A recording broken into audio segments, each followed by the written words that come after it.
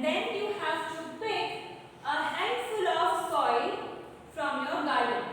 Okay? Pick handful of soil from garden and put it inside water and stir. Okay? And keep it for some time. And then observe the glass of water and soil. You will observe some layers on it. And now we will see what layers you will observe. See, here it is. Okay? इसमें हमने क्या किया? इसमें हमने थोड़ी सी soil और पानी मिलाकर थोड़ी देर के लिए रख दिया. Okay, for 2-3 hours. After that, what we observe? We observe that some layers are formed. And what are these layers? See, जो सबसे नीचे वाली है, okay? The bottom layer is of gravel. What do we mean by gravel? Gravel are tiny stones. In Hindi they are known as कंकड़, है ना? So they are found at the bottom. Why they are found at the bottom? Because they are the heaviest. They have the more weight in them, and that's why they have settled down. The second layer is of sand. See, I will mark it so that you are able to see the layers properly. Red color. This was of gravel. Now see this one. This one. This one is of sand. Gravel के बाद एक दूसरी layer हमें मिलती है, वो होती है सैंड की, एंड सैंड इज रेती. Then we get, see here, clay. This layer. ये जो लेयर है, ये वाली वो है clay की. You all know clay. Clay is used for making of utensils, है ना? इसको हम हिंदी में बोलते हैं चिकनी मिट्टी. Nowadays, Ganesh ji. Recently Ganesh Chaturthi went, right? And in Ganesh Chaturthi nowadays eco-friendly Ganesh ji is going, right? So they are made up of clay. Then comes moisture, water, and then up is humus. What is humus? Children, humus is dead remains of plants and animals, and it is the organic matter present inside the soil. अब इस experiment से हमें क्या पता चला? हमने water लिया, हमने सॉइल लिया, ठीक है, हमने उसको मिला दिया और उसके बाद हमको ये कंपोनेंट्स मिले. So from this we conclude that soil consists of gravel, moisture, sand, clay and humus. Okay?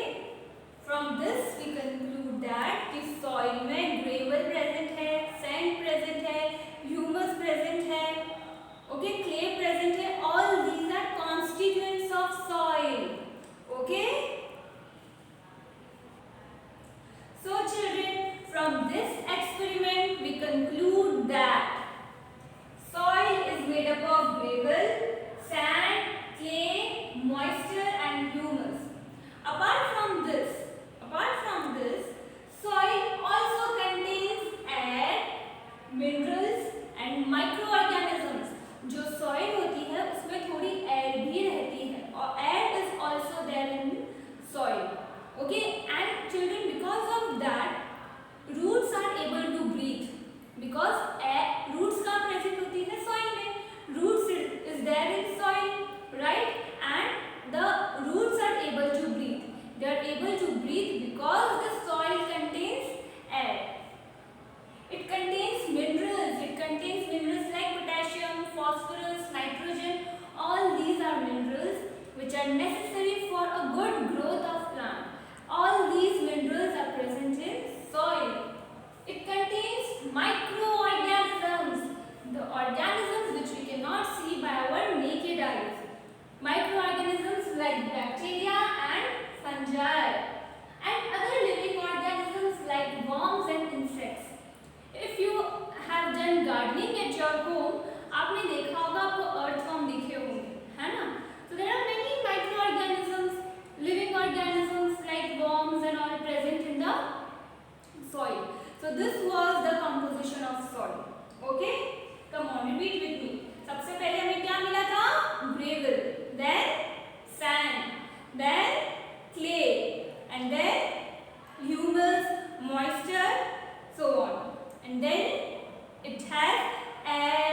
Minerals, microorganisms and living organisms.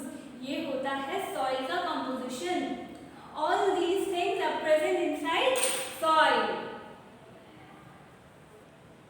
Now we will see uses of soil. Very important. How soil is useful? Soil is a very useful natural resource. As it is useful for us, so it is a resource. Some of the uses of soil are as follows. The first one is, come on, read with me. Soil provides optimum conditions for proper growth of plants. So what optimum condition does soil provide? First, the soil is able to hold water so that roots can take the water from the soil. Second, अभी हमने पढ़ा that soil contains minerals which are very useful for the growth of plants, right? Soil also contains air which is again useful for plants. I will not say useful, it is necessary for plants.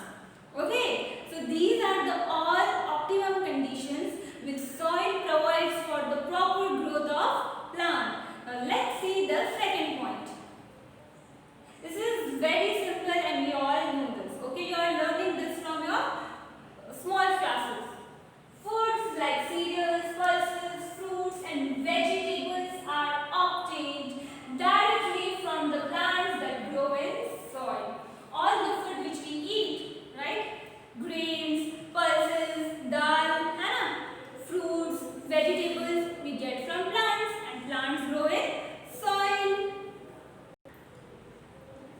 Soil helps in storage of water, that is underground water, which is utilized for drinking purposes. There is underground water present inside our earth's crust, which is utilized for drinking purposes. Okay, so this is a advantage of soil that we can store water. Soil provides a habitat for microorganisms to survive, and in return, the microorganisms make the soil fertile. Okay, because of fungi, the soil becomes fertile, and microorganisms are able to live in soil. Let's see the second point. Yes. Forest trees grow on soil and are essential for the wildlife and bringing rain. How trees are useful for wildlife, children? Come on, think and answer. Trees are essential because they provide a habitat. You know, many birds live on trees. They make their nest on trees, right? And again, they are food for many animals.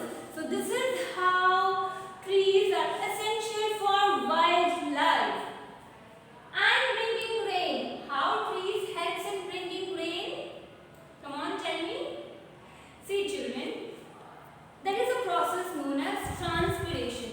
In transpiration, what happens is the root sucks water from the soil, okay, and this water is again given out in atmosphere by the process of transpiration. Okay, this we had learned, okay, that in your first standard, that through leaves water goes out in the atmosphere through the process of transpiration, and then from this water clouds are formed. So this is how tree helps in bringing rain. Soil provides useful minerals to the plant. Nitrogen, potassium, phosphorus, these are the three main minerals, and other minerals are also provided by the soil to the plants for their good growth. So children, for today this was it.